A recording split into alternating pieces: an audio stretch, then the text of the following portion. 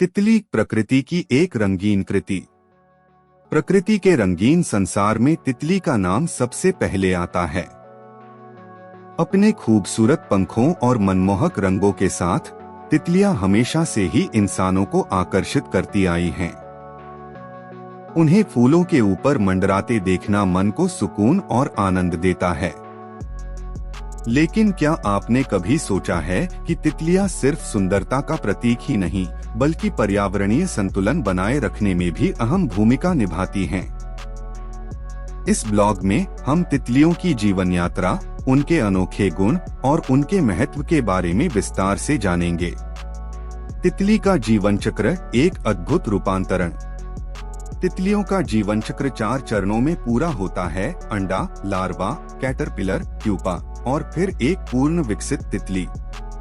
इस चमत्कारिक रूपांतरण को मेटामॉर्फोसिस कहा जाता है। अंडा तितलियों के जीवन की शुरुआत एक छोटे से अंडे के रूप में होती है, जिसे मादा तितली किसी पत्ते पर देती है। लार्वा कैटरपिलर अंडे से एक छोटा कैटरपिलर निकलता है, जो पत्तियां खाकर बड़ा होता है।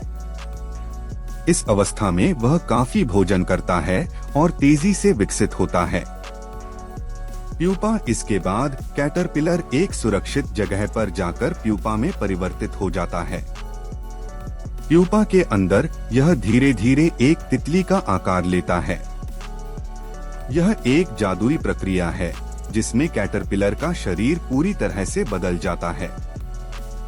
वयस्क तितली कुछ हफ्तों बाद प्यूपा से एक सुंदर तितली निकलती है, जो स्वतंत्र रूप से उड़ने के लिए तैयार होती है।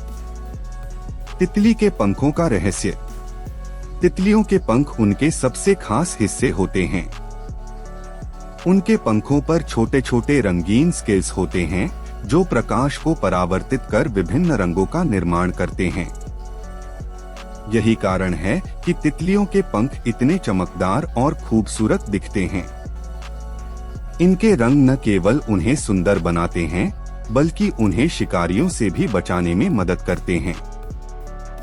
कई तितलियां अपने रंगों के माध्यम से संकेत देती हैं कि वे जहरीली हैं, जिससे शिकारी उनसे दूर रहते हैं।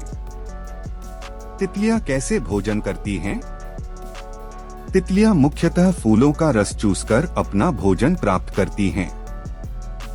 इनके मुंह के पास एक लंबी नली जैसी संरचना होती है, जिसे प्रोबोसिस कहते हैं। इस प्रोबोसिस से वे फूलों के अंदर से अमृत, नेक्टर चूसती हैं। इसके अलावा कुछ तितलियां मिट्टी, फल और यहाँ तक कि मृत जीवों से भी खनिज और पोषक तत्व प्राप्त करती हैं। तितलियां और परागण। परागण प्रक्रिया में तितलियां एक महत्वपूर्ण भूमिका निभाती हैं। जब वे फूलों से अमृत चूसती हैं, तो उनके पैरों और पंखों पर परागकण चिपक जाते हैं। जब वे एक फूल से दूसरे फूल पर जाती हैं, तो ये परागकण उस फूल पर स्थानांतरित हो जाते हैं, जिससे परागण होता है। इस प्रक्रिया से पौधों में फल और बीज उत्पन्न होते हैं, जो प्रकृति के संतुलन और विकास के लिए आवश्यक है।